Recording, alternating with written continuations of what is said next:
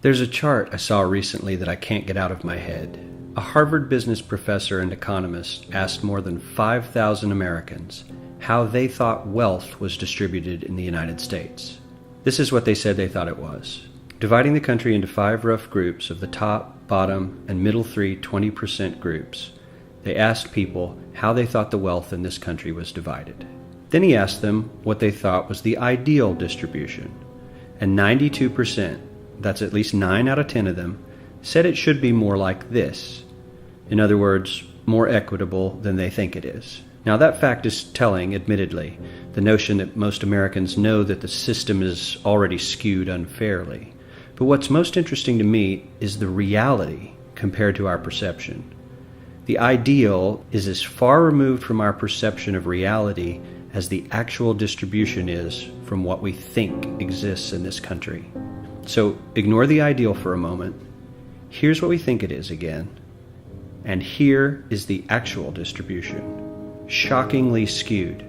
Not only do the bottom 20% and the next 20%, the bottom 40% of Americans barely have any of the wealth. I mean, it's hard to even see them on the chart.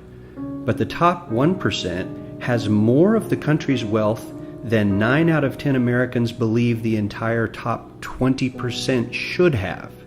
Mind-blowing. But let's look at it another way, because I find this chart kind of difficult to wrap my head around. Instead, let's reduce the 311 million Americans to just a representative 100 people. Make it simple.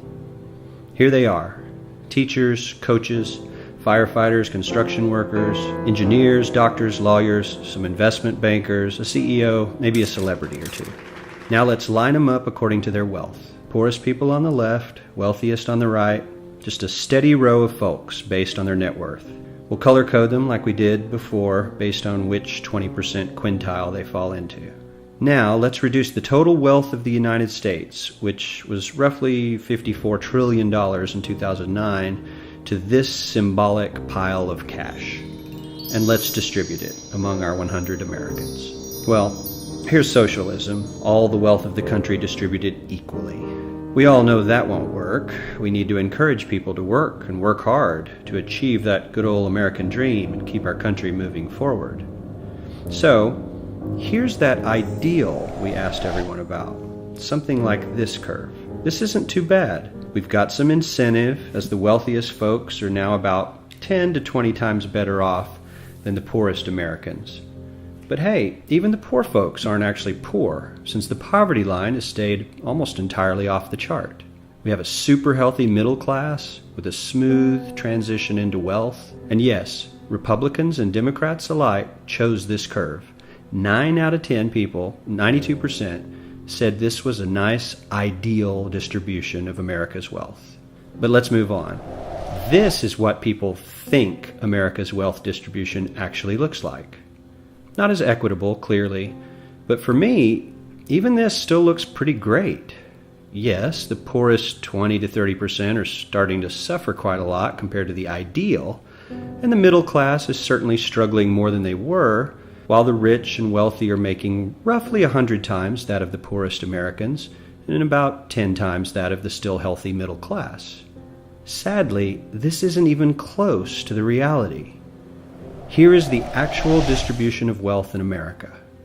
The poorest Americans don't even register. They're down to pocket change. And the middle class is barely distinguishable from the poor. In fact, even the rich between the top 10 and 20 percentile are worse off. Only the top 10% are better off. And how much better off? So much better off that the top 2 to 5% are actually off the chart at this scale. And the top 1%, this guy, well, his stack of money stretches 10 times higher than we can show. Here's his stack of cash, restacked, all by itself. This is the top 1% we've been hearing so much about. So much green in his pockets that I have to give him a whole new column of his own, because he won't fit on my chart. 1% of America has 40% of all the nation's wealth. The bottom 80%, 8 out of every 10 people, or 80 out of these 100, only has 7% between them. And this has only gotten worse in the last 20 to 30 years. While the richest 1% take home almost a quarter of the national income today, in 1976 they took home only 9%, meaning their share of income has nearly tripled in the last 30 years. The top 1% own half the country's stocks, bonds, and mutual funds. The bottom 50% of Americans own only 0.5% of these investments, which means they aren't investing.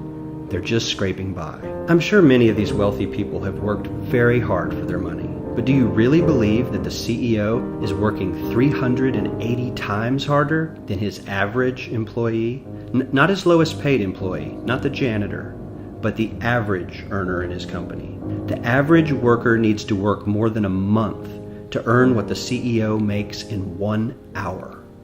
We certainly don't have to go all the way to socialism to find something that is fair for hardworking Americans. We don't even have to achieve what most of us consider might be ideal. All we need to do is wake up and realize that the reality in this country is not at all what we think it is.